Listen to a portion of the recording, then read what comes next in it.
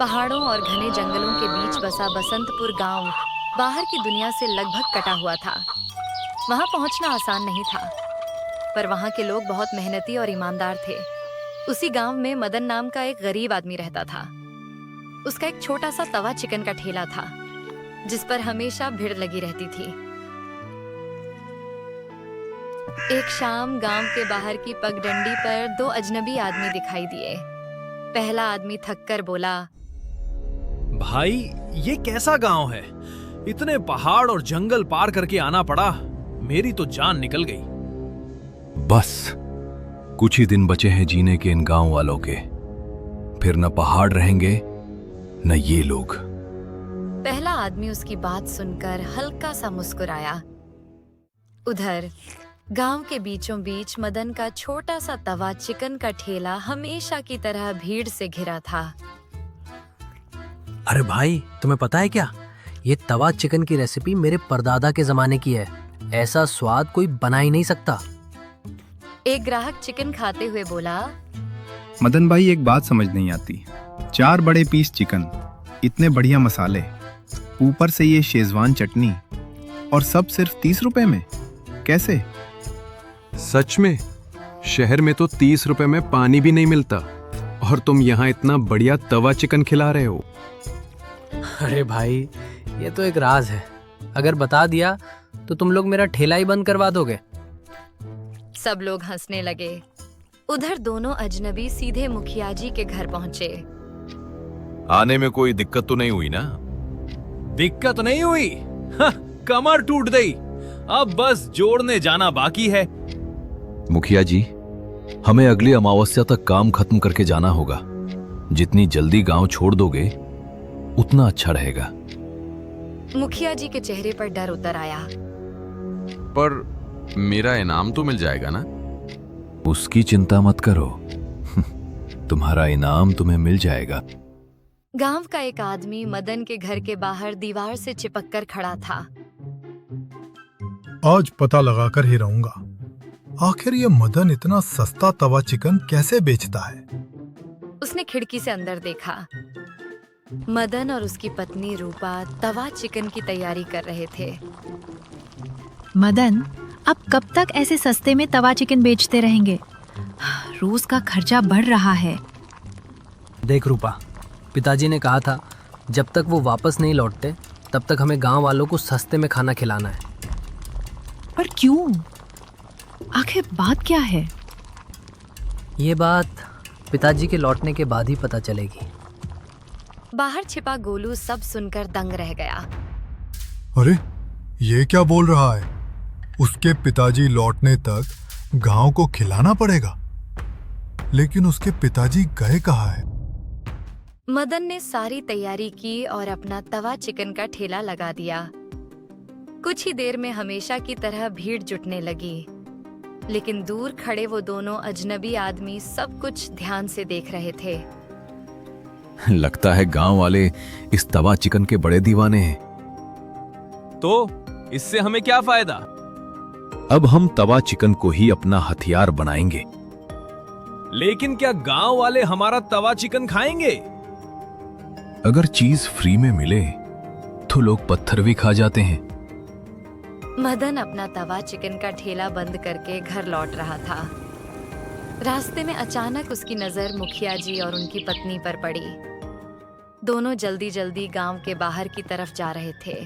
हाथों में बड़े बैग थे।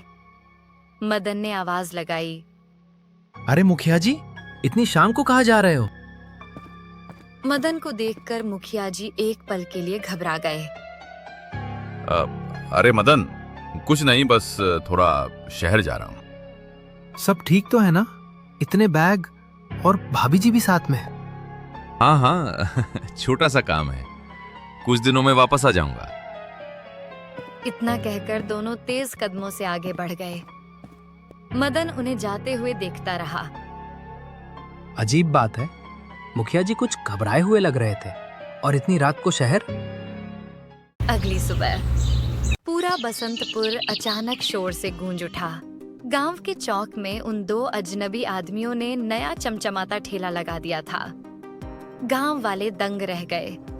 अरे भाई, ये नए लोग कौन है? और मुफ्त में तवा चिकन, ऐसा कैसे हो सकता है? आओ भाइयों, आज बसंतपुर वालों के लिए सब फ्री। खाओ, जितना मन करे उतना खाओ। इतना सुनना था कि पूरा गांव टूट पड़ा। उधर मदन अपने ठेले पर अकेला खड़ा था। तवा गर्म था, चिकन तैयार था, मगर आज वहां कोई नहीं था। तभी एक गांव वाला भागता हुआ आया। अरे मदन, आज तेरा तवा चिकन कोई खाने नहीं आने वाला। क्या? क्यों भाई? गांव में किसी और ने भी तवा चिकन का ठेला खोल दिया है, और सुन, मुफ्त में बांट रहे हैं। सारे लोग वहीं गए हैं। उसी समय बसंतपुर से दूर घने जंगलों के बीचों बीच एक काली गुफा थी। अंदर धुएं, दीपक और मंत्रों की आवाज गूंज रही थी। वहां मदन के पिताजी एक रहस्यमयी बाबा के साथ तपस्या कर रहे थे। अचानक मदन के पिताजी की आंखें तेजी से खुल गईं।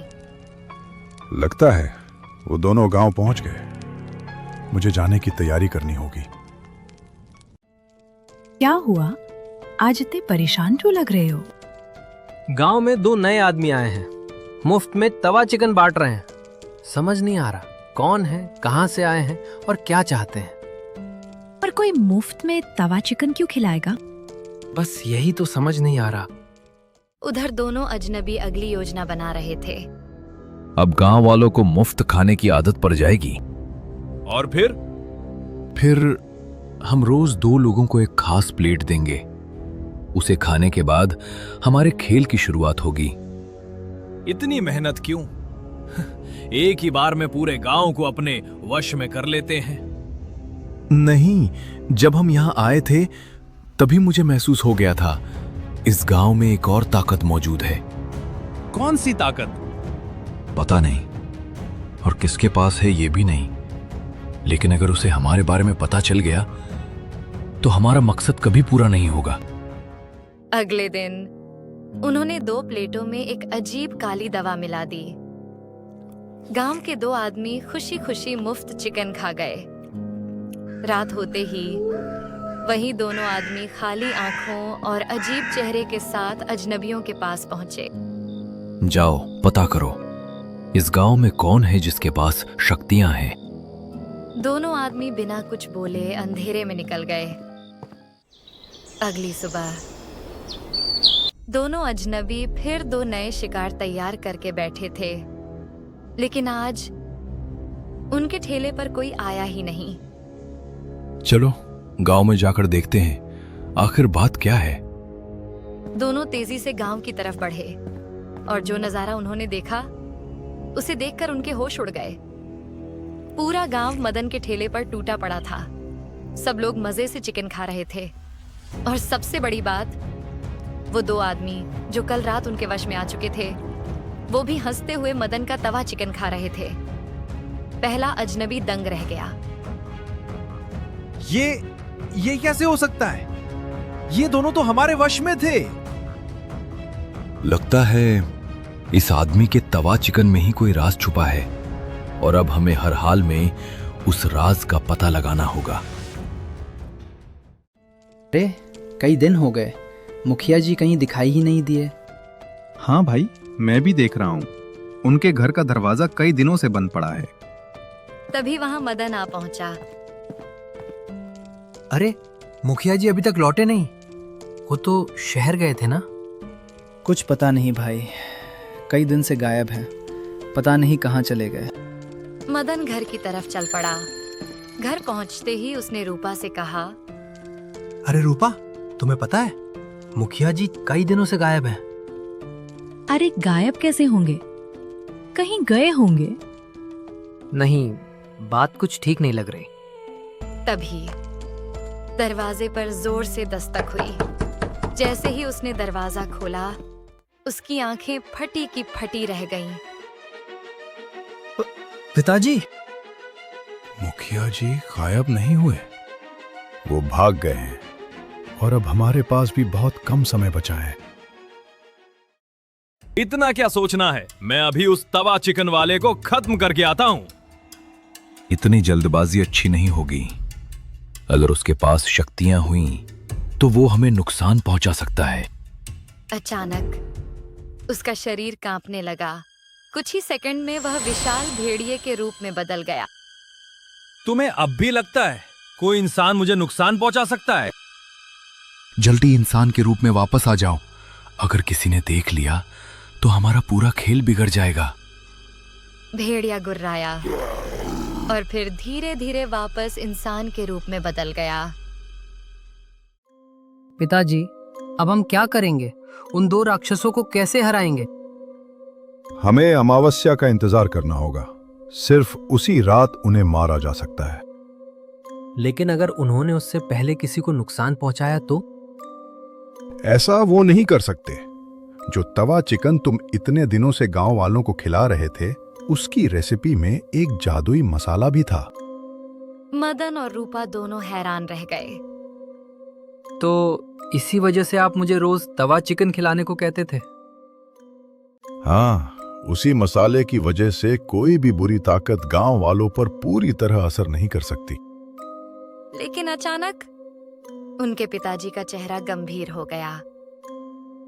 मदन, अब समय आ गया है तुम्हारी शक्तियों को जगाने का, क्योंकि तुम सिर्फ तवा चिकन बेचने वाले साधारण इंसान नहीं हो। अमावस्या की रात आ गई। पूरा बसंतपुर अजीब सन्नाटे में डूबा हुआ था। गांव के बीचों बीच वही दोनों अजनबी जमीन पर गोल घेरा बनाकर बैठे थे। उनके सामने आग जल रही थी। मदन यह सब देख लेता है। हे भगवान, ये लोग सच में कुछ बड़ा करने वाले हैं। वो तेजी से घर की तरफ भागा। पिताजी, वो दोनों गांव के बीचों बीच बैठकर कुछ मंत्र पढ़ रहे हैं। वो विनाशी मंत्र का जाप कर रहे हैं। अगर मंत्र पूरा हो गया तो सारे गांव वाले एक साथ विनाश हो जाएंगे। हमें जल्दी जाना होगा। दोनों तेजी से गांव की तरफ दौड़ पड़े। कुछ ही देर में वे वहां पहुंच गए। तुम यहीं रुकना, पहले मैं उन्हें रोकने की कोशिश करता हूं। इतना कहकर पिताजी आगे बढ़े। अचानक उनमें से एक अजनबी उठ खड़ा और देखते ही देखते वो एक विशाल भेड़िए में बदल गया। लेकिन अगले ही पल उसके पिताजी ने भी आंखें बंद की और उनका रूप भी बदलने लगा। कुछ सेकंड में वे एक शक्तिशाली योद्धा जैसे रूप में आ गए। दोनों की भयानक लड़ाई शुरू हो गई। आखिरकार पिताजी ने जोरदार वार करके उस भेड़िए को जमीन पर गिरा दिया। लेकिन तभी दूसरा शैतान धीरे धीरे उठ खड़ा हुआ। उसकी आंखें लाल हो गईं। शरीर कई गुना बड़ा हो गया। वो अपने भयानक राक्षसी रूप में आ गया। पिताजी तुरंत उससे लड़ने लगे, लेकिन वह शैतान बहुत ताकतवर था। उसने एक ही वार में पिताजी को दूर फेंक दिया। अब तुम्हें कोई नहीं बचा सकता। ये सुनते ही मदन की आंखों में आग उतर आई। अचानक उसके शरीर से तेज ऊर्जा निकलने लगी और देखते देखते मदन एक विशाल दानव रूप में बदल गया। अब मेरी बारी है। उसने एक ही वार में शैतान को मार दिया। अगली सुबह बसंतपुर में फिर से सूरज की सुनहरी रोशनी फैल गई। कल रात की भयानक घटना के बारे में किसी गांव वाले को कुछ पता नहीं था। घर के बाहर बैठे मदन के पिताजी मुस्कुरा रहे थे। बेटा, मुझे अंदाजा नहीं था कि तुम्हारी शक्तियां इतनी ज्यादा होंगी। तुमने इतने बड़े शैतान को एक ही वार में खत्म कर दिया। पिताजी, मुझे भी कल रात ही पता चला कि मेरे अंदर ऐसी ताकत छुपी हुई है। अब तो हमारा गांव सुरक्षित है ना? हाँ बेटा, अब बसंतपुर पर कोई खतरा नहीं है। तो चलो पिताजी, आज हम दोनों मिलकर तवा चिकन बेचेंगे। कुछ ही देर में दोनों ने मिलकर ठेला तैयार किया। दिन भर लोग मजे से तवा चिकन खाते रहे। इसी के साथ मदन, उसके रहस्यमयी तवा चिकन और बसंतपुर की अनोखी कहानी का अंत यहीं होता है।